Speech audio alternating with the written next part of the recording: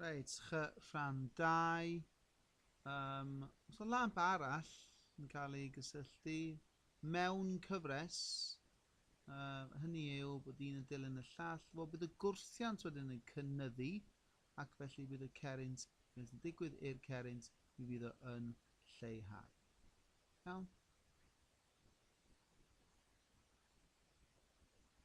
Dyna fo. Dyna'r map. Alright? Chi eisiau bod yn glyfar? Wel, os mae'r bwlb yn unfath, mi fydd o yn hanneru'n bydd. Byddwch chi'n dwblu y gwrthiant. So mae'r cerrynt yn hanneru. Os yw'r bwlb.